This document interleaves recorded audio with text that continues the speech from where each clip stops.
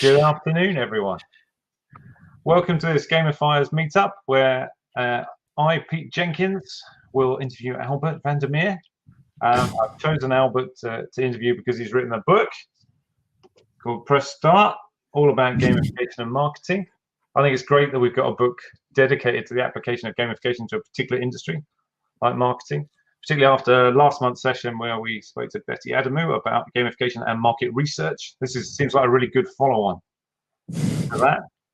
I first got my hands on a copy of this in December 2019 at Gamification Europe in Berlin. Look at that. And Albert must have been there too because it's signed. Yeah. And I'll get Albert to introduce himself in a second, but I'll just say he's got plenty of stamina. He was up till like 5, 6 a.m. I can't remember at the after party. Something like that. So, if you want a marketer who can go the distance, I think Albert's your man. Thanks. So, Albert, anything you'd like to add in terms of introducing yourself? What do you do? What's the name of your company? Yep. Cool. Yeah. Well, good afternoon, everyone. As Pete said, yeah, Albert van der Meer. Suppose I can call myself a gamification consultant in a sense. Do workshops around the book, marketing gamification, also do workshops on team building and all of that. I mean, obviously a little bit less recently due to the world being a little bit locked down, but in general, that was what it always is. My company is called astranger.com. I think through this system, you can probably click my profile and see links for LinkedIn and the website and all of that. So, and personally based in the Netherlands / Europe, Germany, UK, wherever traveling to. So if that's possible again at some point. And I think in terms of other things, I have a background in filmmaking and film production and psychology and psychoanalysis and all of that. So I think it all very much sort of connects in with gamification in general and sort of behavioral psychology. So yeah, I think that's pretty much it for me. That's cool. On the film production side probably explains why this book flows so well. Well, I mean, we both myself and my co-author Dan, we like to think ourselves as a little bit of a writer. So I think we try to improve our writing skills as we moved along in the hopes that it would flow. Now I'm going to start with a question that's just like to put you in perspective. But what games have you played recently? Recently. Well, I mean, I have a weekly Dungeons and Dragons game with 3 friends in the UK. One of them is Dan, the co-author. So we run that together.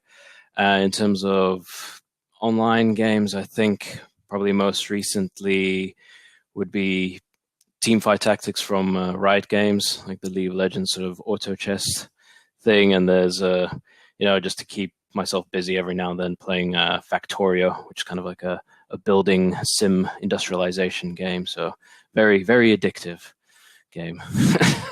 That's very cool. I like the Dungeons and Dragons approach. I'm teaching my daughter it. In fact, she's just been running her own adventure for me. All right, excellent. Which is cool. Just to mention everyone, I've got loads of questions I want to ask Albert, but if you've got any questions, stick them in the chat or the Q&A, and I will try and add them into the interview as we get. Okay. Talking about your co-author Dan, what's the relationship between you, and why did you decide to write this book together? Well, first off, so the relationship between us is we met while working at a business school in the UK. He was in the marketing and I was sort of in marketing / communication, so doing a lot of corporate filmmaking. And he did more specific direct, social media marketing and that thing. And we sort of started talking via that and realized we have both an interest and an affinity for games and gaming. And, roughly around that period, which is like 2013, gamification started coming up properly.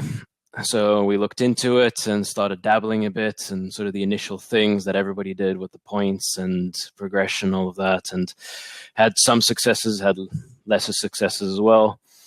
And, time went on. I moved back to the Netherlands, and then in 2017, we met up again, and he floated the idea of like, hey, why don't we just write a book about it? We're both interested in it.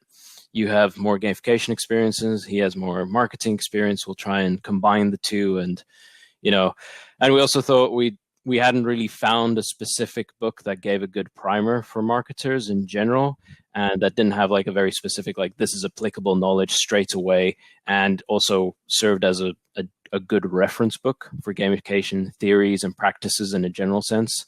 So not only focusing on digital, only focusing on analog, but just having the overall concepts for it.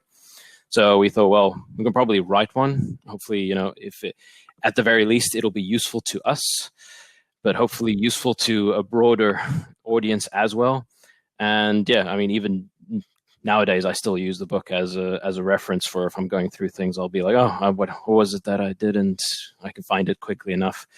And, naturally, of course, both wanting to be writers, we thought, well, if we write a book, we can scratch that off the bucket list. Yeah. I like that. And I think it's really obvious that you've come at it with marketing and gamification expertise.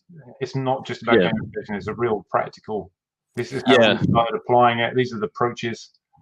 Yeah, we wanted it for people, even if they didn't want to read the entire book, they could essentially just go to the index page or content page or whatever and just go through and be like, okay, I want to know about that specific thing, jump to that part of the book, read through it, and be able to be, okay, I know enough that I can instantly use it right now.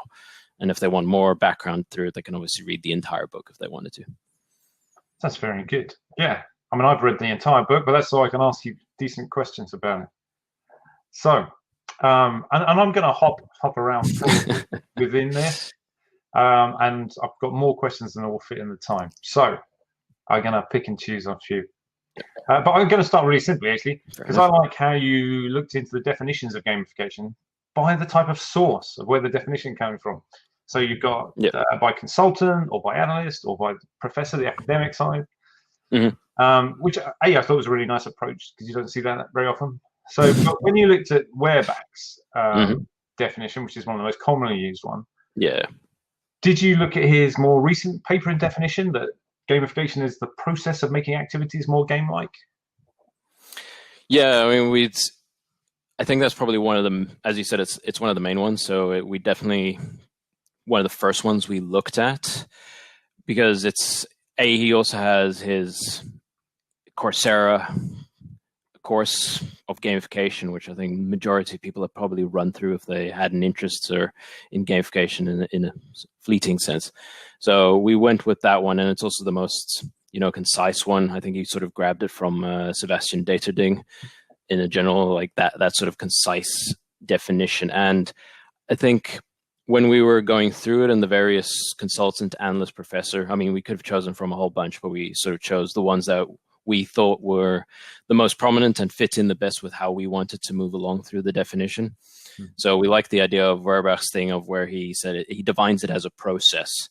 And, that allows it for a broader definition rather than saying this is specifically what it is. It's more of how you go through each piece and how you go, building each block. And I think that's how we also came at it with the book of like, you fit in all these various things and that's how the context works and all that. And that's where we kind of based our definition on, and sort of making the process of gamifying and making activities more game-like sort of helped us aim towards what we then eventually go for, like solving real life problems.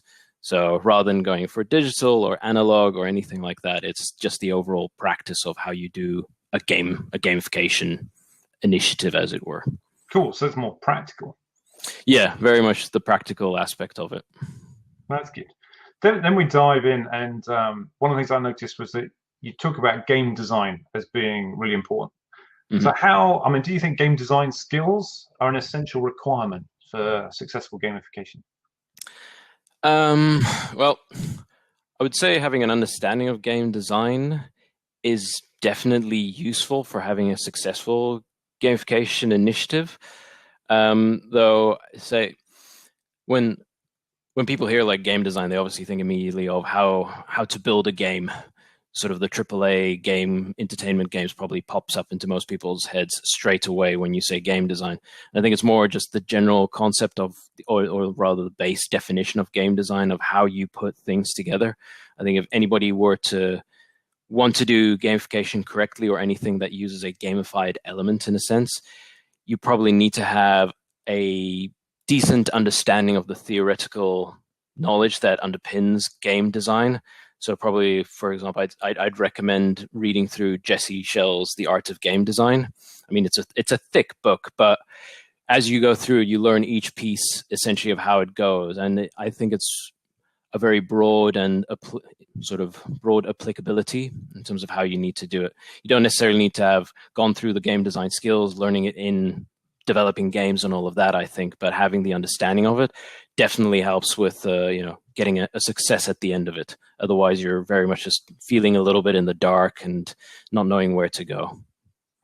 I think that makes a lot of sense. I mean, I would say of the game design books, that's the one that's actually sitting on my desk. All right. So, I like that.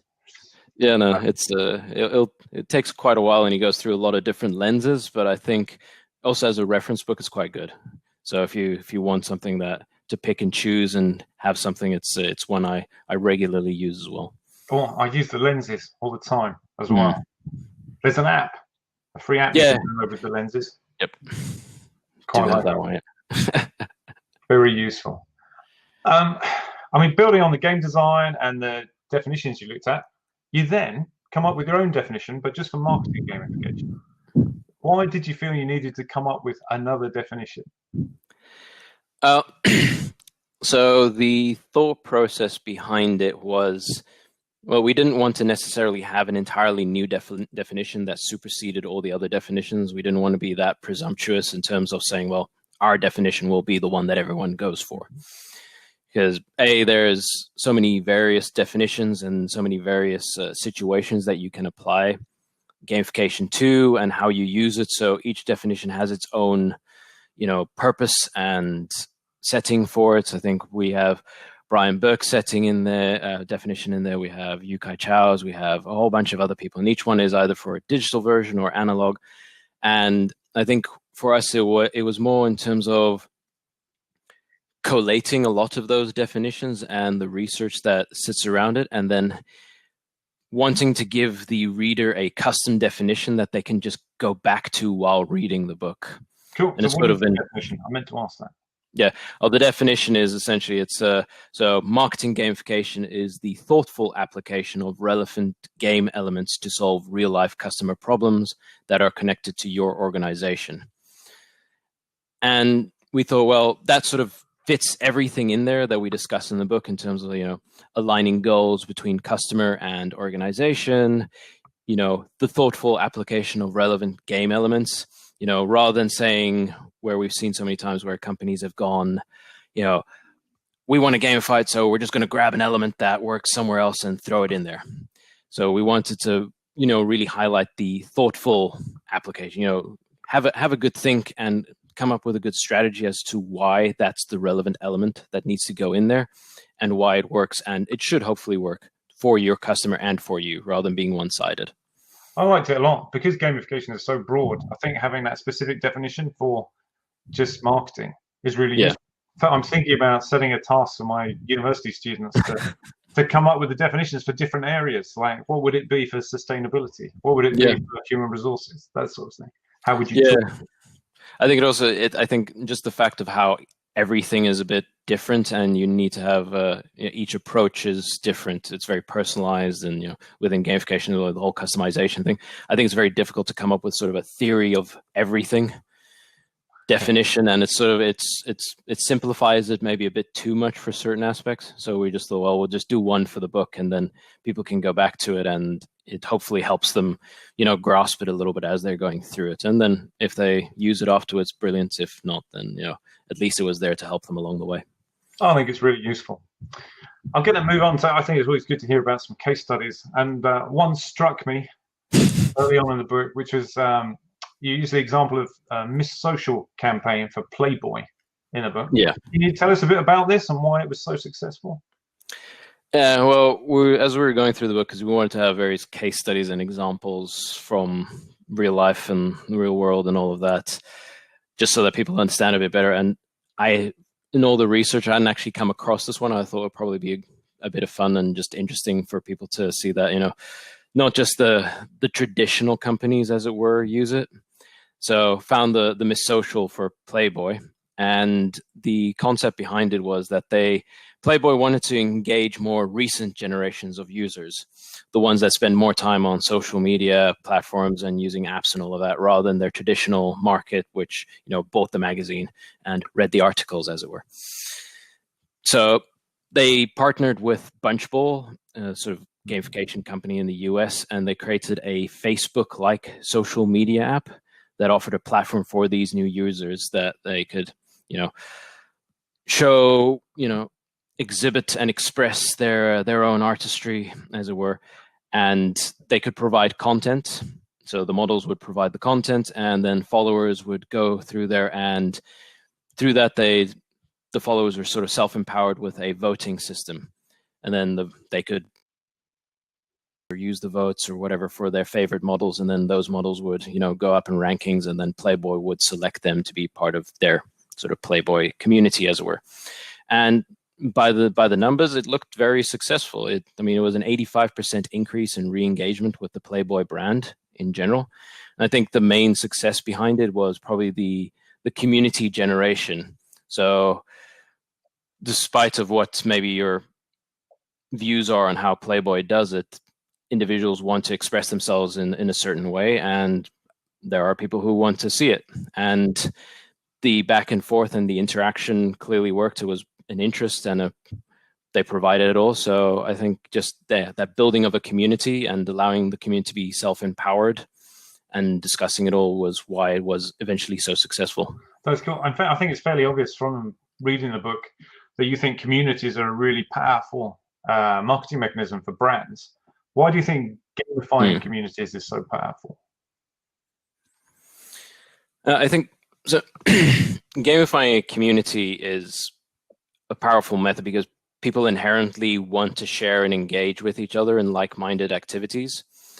I mean, even those that may not be as socially inclined to, be fully active and extroverted in a community, everyone still gains something from the collective mind, as it were. So if you have a Facebook group or anything like that, they're all multi-layered experiences for a community. Some are active and they're constantly doing things, and the more you gamify it in the sense of like giving them motivations and using the motivational levers within that, the more they're going to be active and the more the community grows. I think probably, let's just say, for example, I'd say almost 80% of a community is probably passive engagement, whereas there's a 20% active engagement, and they're sort of driving it all and sort of helping people to be more engage either active or passively, and using the gamification mechanics for it helps a brand to, develop a more, inclusive community around what they want and how they do it and all of that. That's cool. You seem to come at things from a narrative point of view as well. So, how do you use narrative within gamifying the community, and how closely can you tie that to the brand's narrative? Well, I think, narrative should speak to the individuals in the community, and, the story that, as it were, so the brand should have its own story, and that should reflect the message of the organization. So for it to be truly effective as a narrative from their message, it needs to be authentic and transparent of what the message is. I think a good example of this is the advertising campaign from Chipotle, I think from a few years ago now. It was called Back to Start, and it showed a farmer engaged in the usual highly industrialized farming methods of, having battery stacked animals and just pumping out the food in just an unethical way. And then the advertisement slowly shows him going back to the start, naturally going back to more sustainable and ethical farming practices, and that's how he delivered the food to the consumer.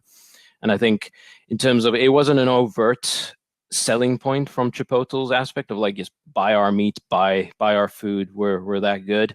It just showed of like, this is the story, this is the message we believe in, that it needs to be more sustainable and ethical, as it were. And that sort of spoke to the consumer, the community as a whole. And that sort of allowed them to align the goals and wants and messages, and, created a mutual bond of understanding between the consumer and the actual organization. And I think that, there aren't sort of overt gamified mechanics in the sense of you need to have an action, but I think the motivations behind it in terms of, understanding the purpose of Chipotle and their message for what it is, and showing the sense of belonging and inclusiveness for them understanding the consumer. That sort of worked why that marketing campaign worked so well. Cool, good example. Like that. I'm going to move on a little bit. So there's quite a few chapters on the neuroscience, the psychology, the economic behaviors. As you said, you were trying to use it as a reference book for someone getting into gamifying marketing. But out of all of those, and there's a lot of theories in there, is there one theory that you find yourself using most of all when you're describing to a prospect why gamification works? Well, I wouldn't say there's one specific theory that I jump to every time, because each prospect's probably a little bit different, and each one has a varying level of interest or understanding as to which theories work for them or not. I'd say probably, in general, there's a wide selection of theories and frameworks, and a lot of them are from the behavioral psychology side anyway. The main ones I tend to move towards are sort of Edward Deci self-determination theory, and then the extension of that with Daniel Pink's drives, and then obviously Maslow's hierarchy with the various needs and drives that people have. I think that's in the book. We also base our 6 motivational levers on those various things. So we have the purpose, mastery, autonomy, belonging, esteem, safety, and needs. And that's sort of, I tend to go with those because those are more the psychological drives that everyone has in varying degrees. And that's how, when I'm discussing gamification with someone, it's those ones that I tap on, because that's generally a good generalization of how the things work and why people are become engaged in certain mechanics, rather than one specific one for that thing. Cool. At least you managed to narrow it down to 3. So that's all right, isn't it?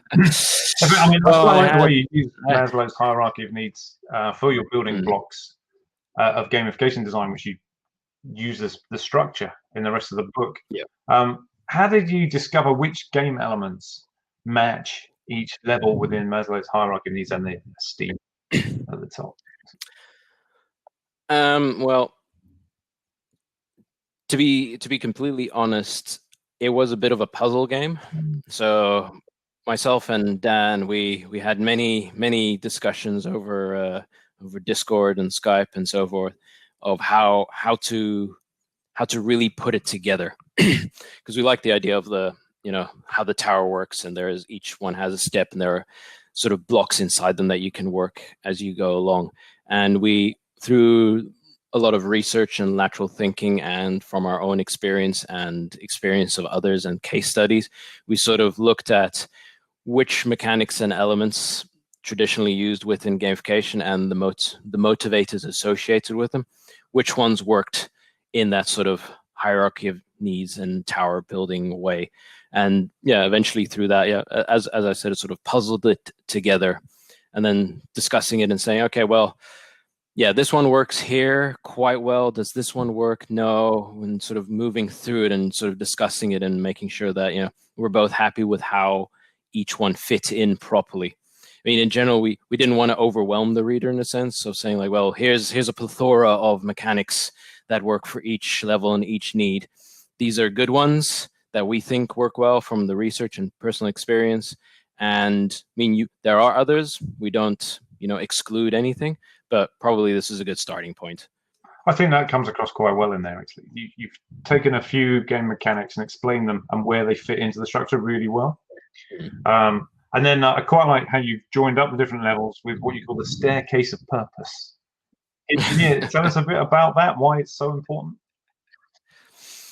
So probably give a bit of context in terms of how we named them. So we had all the different motivational levers. We thought we'll have a tower framework just to give people a visual of how to move through the experience and the process of gamifying something. And we also like the tower idea because, games and all of that, if anybody ever played, Castlevania and or Diablo, you have a sort of, you're working your way up or down to the final boss. And we wanted to give a good metaphor for each one. So for purpose, we used the staircase. So it's moving along through the tower, and how your journey is defined by the purpose that you have and going through that staircase. So I think, everybody, any initiative that you do, be it gamified or otherwise, you require some sort of goal or an objective, a purpose for doing it.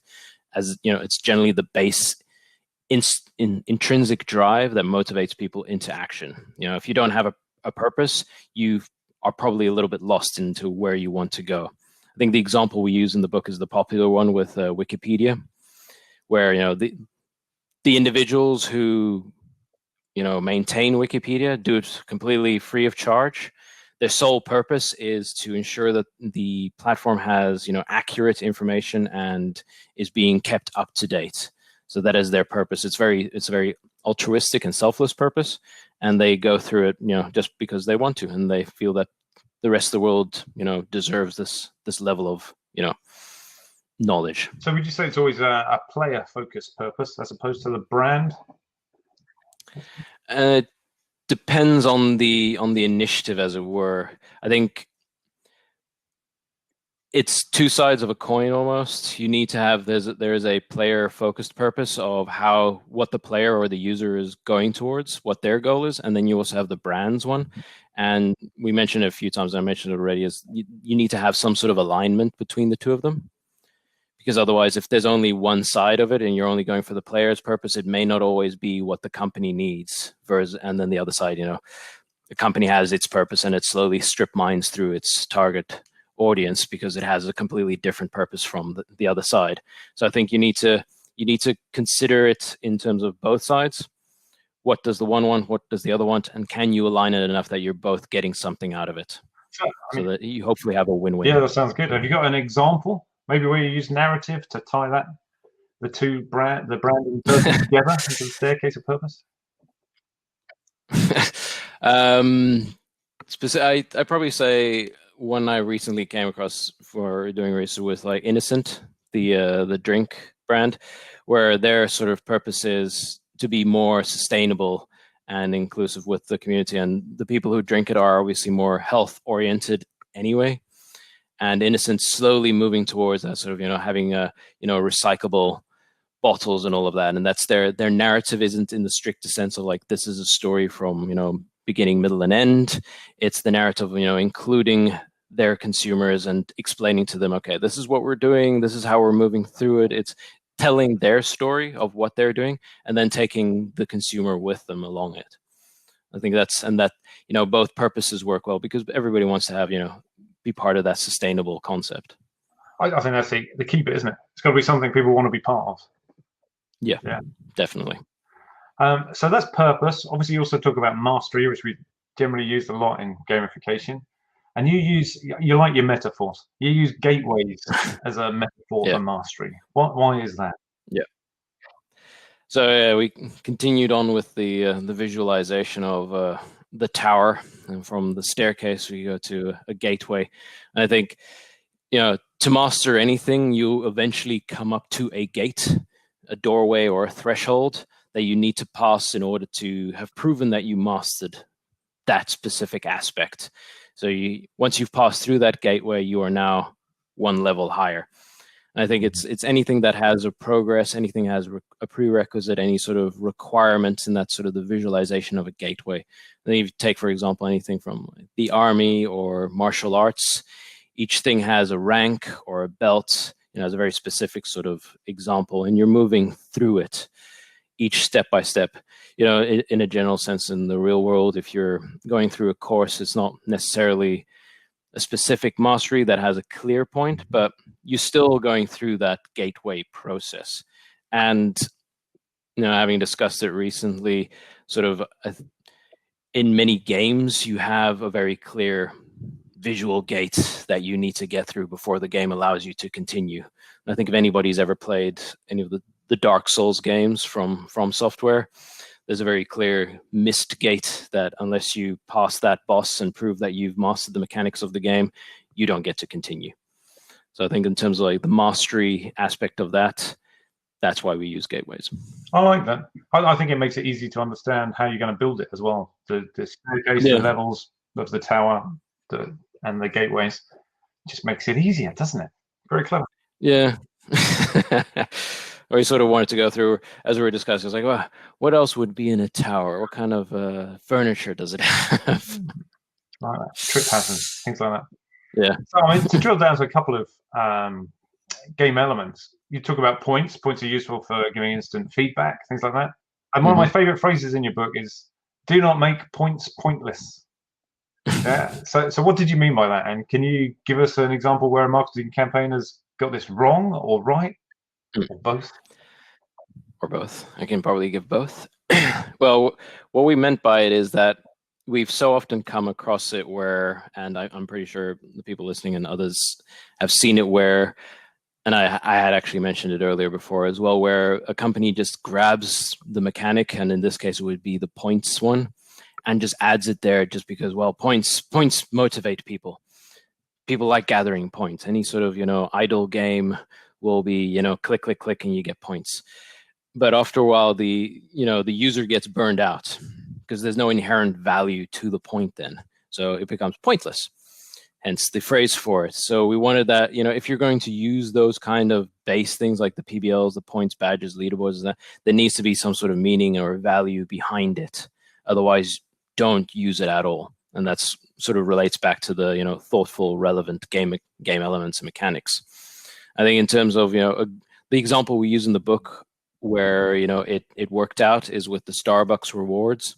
So and obviously this doesn't work for everyone. Certain individuals are more, spoken to by this mechanic than others are.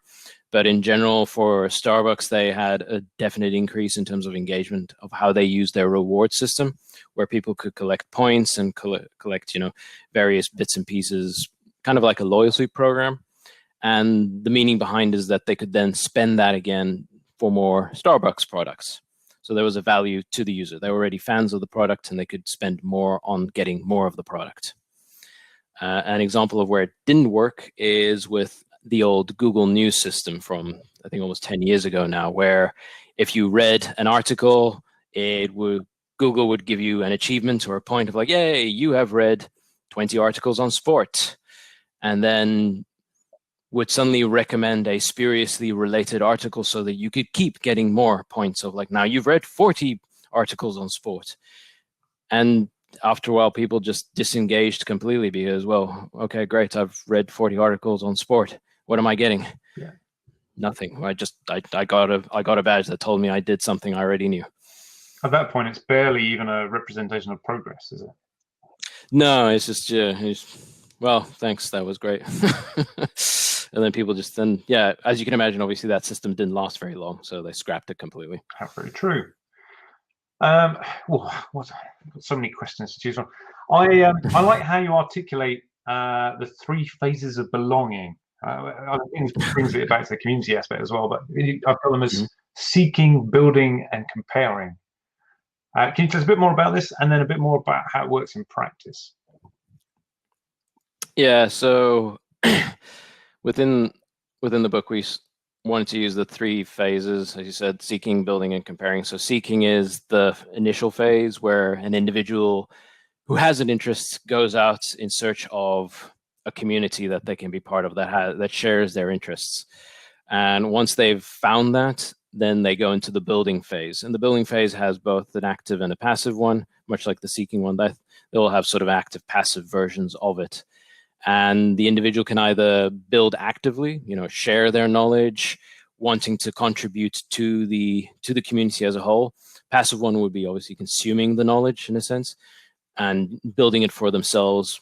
And if they wanted to, they could reshare. And then the final 3rd phase is the comparing one, which in the book we sort of say it's the them versus us phase, where you get this concept of people wanting to create an exclusive community. This obviously has a positive and a negative effect depending on how the community is.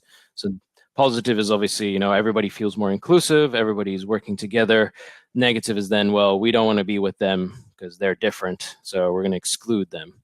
But it's dependent on how the community feels and how they're, working through that. And I'd say in terms of how this works in practice, I'm not going to use a marketing, this very specific game example, which I think and has the most theory and research behind it is probably the World of Warcraft community, in terms of how their community is like the theory crafting behind it. There's a great many people that enjoy the game. They'll seek out like-minded individuals for various aspects of the game in terms of how the dungeons works or raids work or the crafting aspects of it. And then they go into heavy theory crafting. How do the numbers work within the game? How the developers, figure out how to do these things. So they start building on there. And then within that, they create little communities. And these communities then manifest themselves in guilds and clans and all of that, and then you get that sort of comparing thing of like who's the better guild, who can get further in the game versus another guild. And you have that sort of concept of it's an overall community, everybody's still driving towards the same thing, but each little pocket's working along for itself. I like that. It's a good example. I remember a few years ago IBM were looking for their future leaders, and then they thought, we'll just look internally and see who we've got who leads a guild in World of Warcraft, because they're good at bringing together people with different skill sets to achieve something. Yeah, no, that's a very good idea.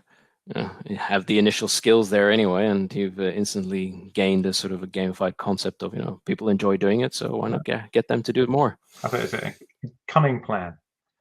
Very much.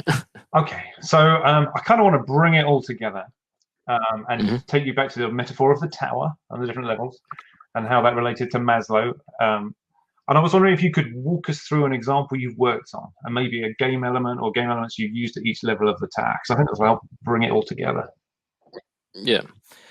Well, don't have a very recent example in a sense of working with a client, as it were, just because how the world changed a fair bit. But I would probably say the best one is for having worked on developing a workshop that's essentially based on the book. Okay. And how that overall experience gets built. So not only trying to, preach it, but also practice what I preach in a sense. So actually using what I've put in the book and developing a workshop around that. So in terms of like how we went through the tower. So we have Maslow's hierarchy of needs, and we've gone through the motivational levers and how all that sits. And then our tower is the basic one that anybody will come across, which has sort of the discovery floor. We call it the floor, just for the purposes of visualization with the tower. So the discovery floor, the onboarding floor, the scaffolding floor, and the adept floor. And how we move through that, and how each one has a motivational lever within it, and which mechanics fit with that lever quite well. And as I said before, it's not exclusive. Anyone can work in any way. And it's sort of adding the little blocks and how you build the tower as you go along.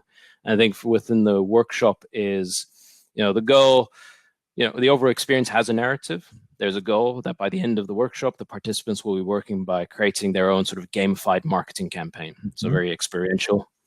So the discovery floor is the initial part, information exchange, where we build the narrative of the overall experience, wanting people to understand what it is, and there's a belonging part in it, which is that motivator of how little teams work together, and that's how they get to know each other. So then we move on to sort of the onboarding floor, so the next one, and the motivator in there is mastery. The mechanics around that is like defining what objectives they want to achieve out of the workshop. What are the obstacles that are going to be in their way if they want to create a gamified marketing campaign, and what is the progression to get to that point? So how does the customer journey look like for their target audience? So working with that way, and what the customers then, what the participants then also see for the customer's goals and what the customer's obstacles are. So again, bringing it back to that sort of alignment between the two. So you're getting them to design their own level, in effect, with their own goals and their own obstacles. Yeah. Very lazy. Yeah. So sort of going through that. I mean, getting them to be active in it and using the applicable knowledge is the main thing. And then obviously, as you said, getting them to do it. So the next one would be the scaffolding floor, and the sort of that's the autonomy motivational lever. Like, okay, well, we've gone through all these things, helped you, guide you. Now, you need to start coming up with your own customizations, as it were. And those are the main mechanics within scaffolding that we went with. Customize it for yourself, for your customer, and what are the methods of communication that you're going to use, internally and towards your audience. So how does that message for the marketing campaign actually going to work? And then once they've sort of done all of that, the final thing that they do is actually building a prototype for the marketing, gamified marketing campaign. I think building an overall one would probably take too much time, but within that session, they sort of get in there and sort of build the initial prototype, and and then that sort of brings in all the elements. And naturally, I have then, from my side, it'll be the mentoring mechanic in a sense, like guiding them a little bit. And then beyond that, it's the, rewards, consequences, win, fail conditions, depending on how well everything went and how they managed to, deliver what they wanted to do. And that's how that sort of workshop comes together. And I thought, rather than having like a specific example, I thought that one worked quite well. So do you get them to come together as a community just during the workshop, or is there something bigger they can belong to afterwards? I.e., where do they go when they get to the adept floor? Yeah, well, depending on the sort of the client, as it were, so who the participants are, if they're part of the same company, then they have their own organic thing. But from my perspective, I very much like it so that they can continue to be part of a community in terms of they can talk to me and talk to each other still beyond that, sort of extending the knowledge, as it were, and then returning back to it as often as they'd like to or want to. So it's that sort of the adept, as it were. Within the book as well, we wanted the adept to be, something that goes beyond it, because many of the other, our other colleagues have the sort of end game concept at the top of the tower, and that's where it ends. It's like the very specific, terminology of end game and no further. We wanted to avoid that, so a continuation of knowledge and just getting better and better and better, or reiterate it again and then build a second version that's even better. I think that's really important for long-term marketing, isn't it? You want loyal, engaged customers, not just during the game, but afterwards. So how do we continue and continue? Exactly, I think that's where the community bit is actually really important as well. And definitely. That comes across in the book quite nicely. I was sparking ideas all the time. All right, conscious of the time, so anyone who's watching, please add any questions. I've got a couple more I'm going to hit you with in a second. All right. One is just on leveling up. You recommend a rough rule of thumb of increasing the points needed to level up by about 20% each level. One, I was wondering where you came up with that one, and also it made me think there might be quite a few levels. So do you find you have to design a lot more levels if you're using this sort of algorithm? Yeah, I mean, we wanted something that was just a general concept for people to start off with. I mean, the initial thought that came from, I think it was one of Michael Wu's talks at Gamification Conference. I think it was the one in Amsterdam. He had a much more specific formula for it, if I remember correctly. He patented it. I remember. Sorry. Yeah. So you have to change it. Yeah. I think it might be the one in Brighton. Well, irrelevant, but yeah. Dan and I, we discussed it a fair bit in terms of like, well, do we want it to be very specific, or do we want it to have a sort of a broad concept of how it works through it? And we eventually just conceded on doing the 20%. That gives it enough differentiation that allows people to have enough scale to progress to the next thing and not be too quick as it moves along into the higher levels. And it also allowed then individuals to determine how many levels they also wanted to add in there in terms of the amount of work that goes into it. And because it's then so broad, they can refine it to their own concept of what they require for that experience, as it were. So we didn't want to close it off too much, but also keep it broad enough that people could use it as and when they wanted it. That's cool. The one thing I like about Michael Wu's approach is you basically work backwards from how many levels you want. Yeah. So maybe I've designed 7 levels of membership reward tier, so then I can work back from that on what percentage. Yeah, I think in general. Yeah. I think in general, I mean, what you just touch on is it's always a good idea to sort of start from the end and work your way back, which is why a lot of the things is very much the purpose and how to, what's the objective you want to reach at the end? What's the goal for you and your customer? And then sort of building it back in a sense of where you want to start. Cool. We got a couple of questions coming in, so I'm going to ask you one. Antonina asks, how would you apply your approach to creating or strengthening personal brand? Sort of more of a self-marketing sort of sense. I think for a personal brand, it's down to how you see yourself, how you want to bring it across. The main things is, I'm always going to bring it back to the sort of the motivational levers. So it's what's the purpose of your personal brand? Starting with it there. What's the objective you want to do with them? Then how you then move on beyond that. So if you want to, if you want to create a community around it, you go into the belonging thing. What's the narrative? How are you going to engage the people with your own brand? So it doesn't vary in terms of, big, multi-million dollar, euro, pound companies, or just your own personal brand. The mechanics and the motivations that sit around it are essentially the same thing, because you obviously also want to promote yourself. You also want to have, a livelihood. You want to be independent, probably, if you are doing your own personal brand. So you're using very similar kind of concepts and mechanics in that sense. And in a general sense, I'd say as a, self-employed consultant as well, I do that. So I generally use what's in the book is what I do as well. So it kind of fits in there. Okay. So a good way to check that out would be to check you out online, look at your website, see how Albert's doing it for real. Yeah. Read the book. Read the book. Obviously, read the book. Antonina says, thank you for the answer. Linda has a question. I think it's quite broad, but how can the game build team cooperation? How can the game build team cooperation? Yeah, so it's a difficult one to answer because it's inherent to what the game is. So I'm going to make the assumption that it's a collaborative game in a sense, probably, if you want to build team cooperation.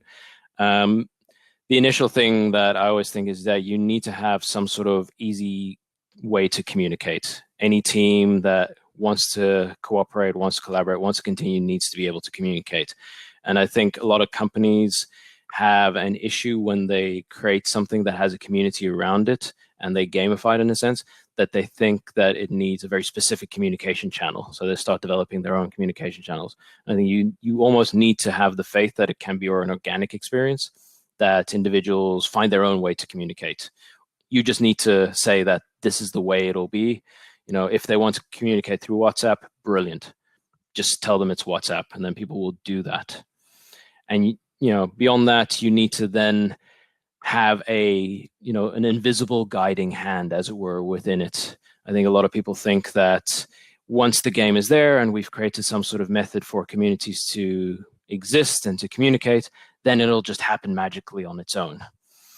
And often that isn't the case, because then a lot of people don't want to, or they just don't feel comfortable or something. So you need to initially have sort of an individual who comes in there and helps guide it. I mean, the metaphor you could almost think of is how you care for a plant. You put the seed in there and you need to come back there every now and then to give it a bit of water, give it a bit of care, and move it along. And eventually it'll grow into a large enough plant that you can just put it outside, and then, it exists on its own.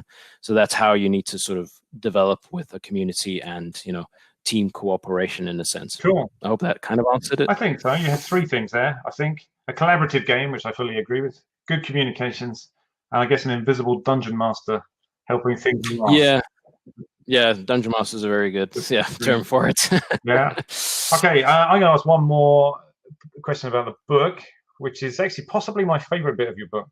Is where you figure out whether you have a game or a gamified solution, and where the difference is. I mean, I so often see projects go down the wrong route here. So how do you know if you've got it right? Do you have an example? How do you know if I've got it right? An example that fits within it. I think in terms of the way we describe it in the book is whether it always comes back to the alignment between customer goals and organization goals. And currently failing of a specific example, but I'd say maybe, Duolingo or Nuffield Gym. Some along those kind of lines, where they've sort of gamified the experience in a way, and it feels very much as a game at certain points, but you are still learning something, and both you and the organization is getting something out of it.